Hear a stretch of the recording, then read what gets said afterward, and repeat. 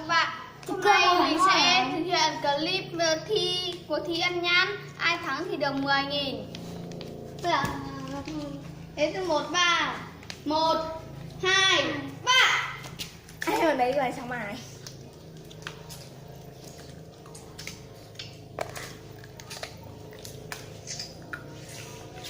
Cho ăn bẩn đi. Ăn chưa hết rồi bỏ lại. Bỏ xuống.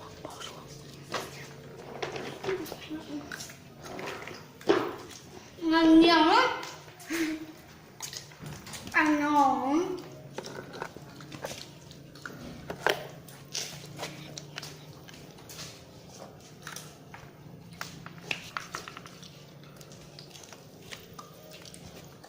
Ít quá.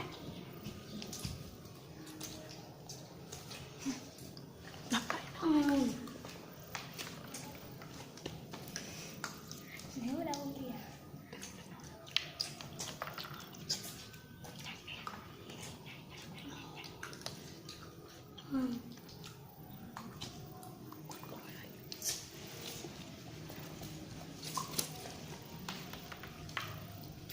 Ăn rất ngọt các bạn ạ.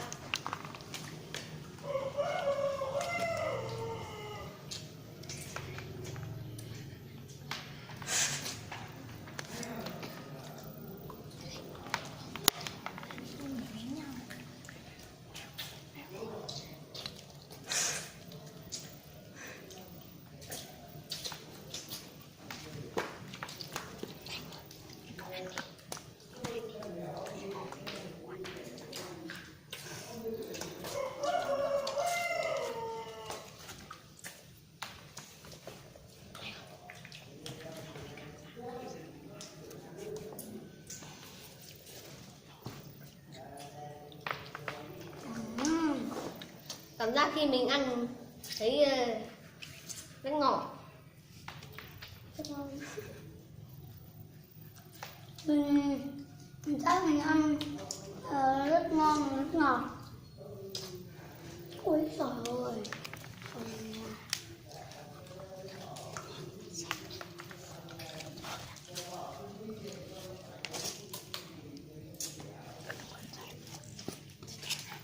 Chứ ghê, nó cắn luôn. Ăn không cột, ăn không vào cột. Ăn cắn cột ra. Ăn nữa là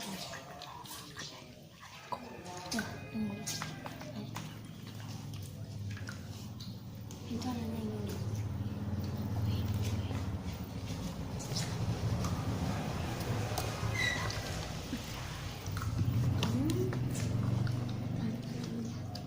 Ôi, bỏ xin rồi.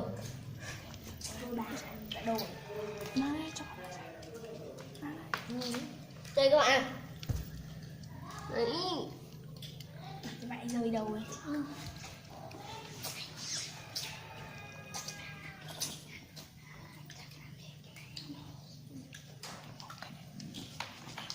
Giờ mình ăn đó. Giờ nó này. Ăn rồi thế.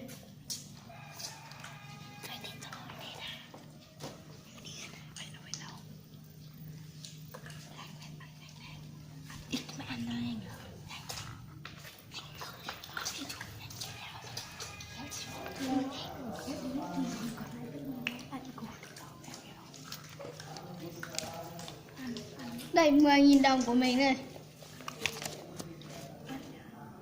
Đấy 10.000 đồng thật đấy nha.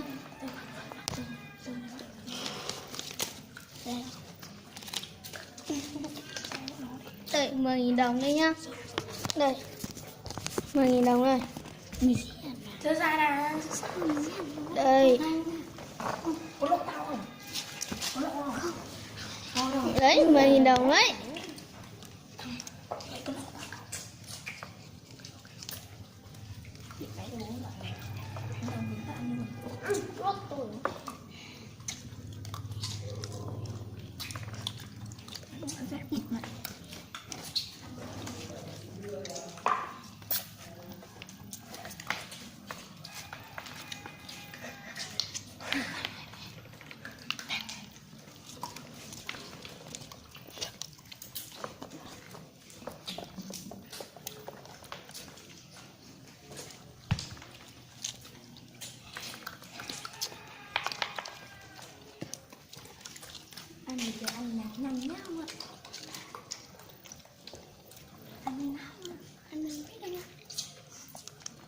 Nếu nó cao quá hết rồi.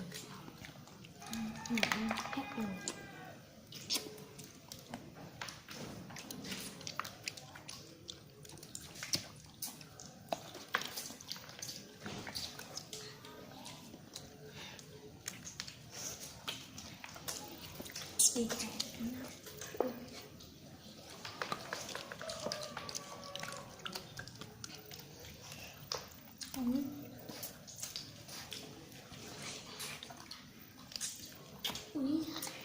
nhưng mình nhiều mà mình nhiều lắm.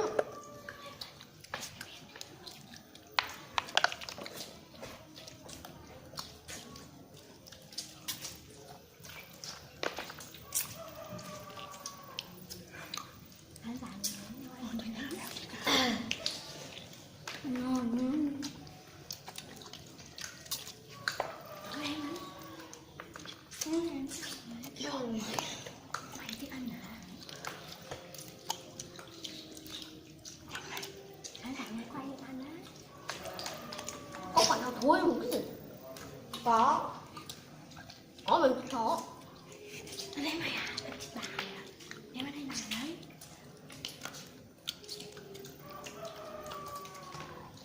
6 giây rồi.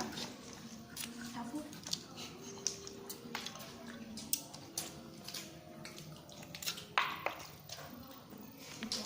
Anh tuyệt vời nhỉ?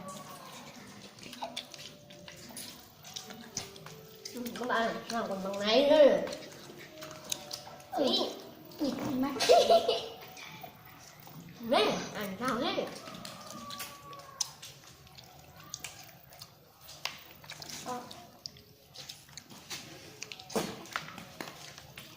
Được đi.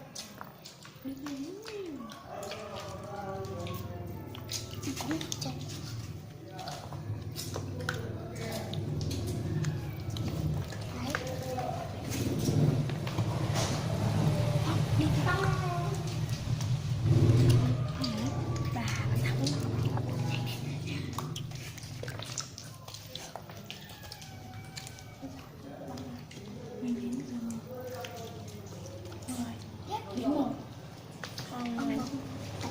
Mình đến từ 10 đến 1. Nếu mà nào mà ăn xong trước, nếu mà người nào còn ít quả là người chẳng hạn. Con theo đúng nhỉ?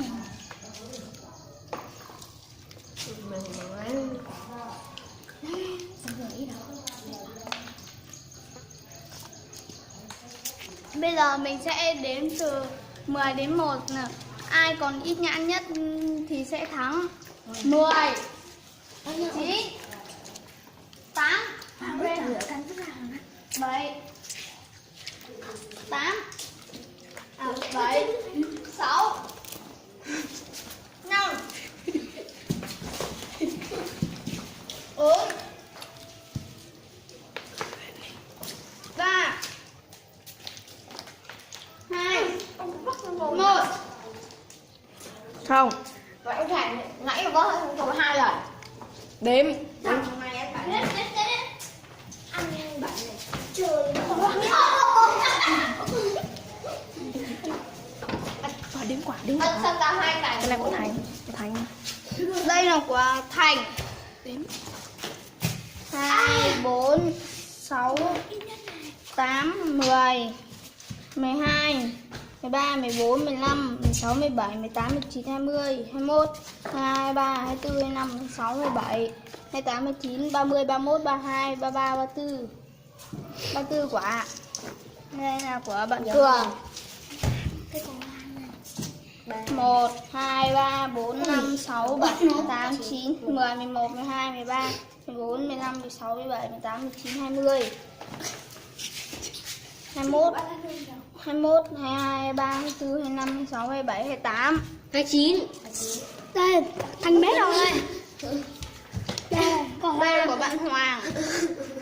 1, 2, 3, 4, 5, 6, 7, 8, 9, 10, 11, 12, 13, 14, 15, 16. bây giờ bạn sẽ thắng.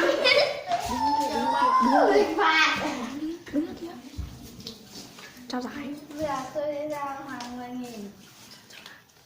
10.000. Hello. Tạm biệt các bạn. Tạm biệt Các bạn nhớ share và like cho chúng mình nhé.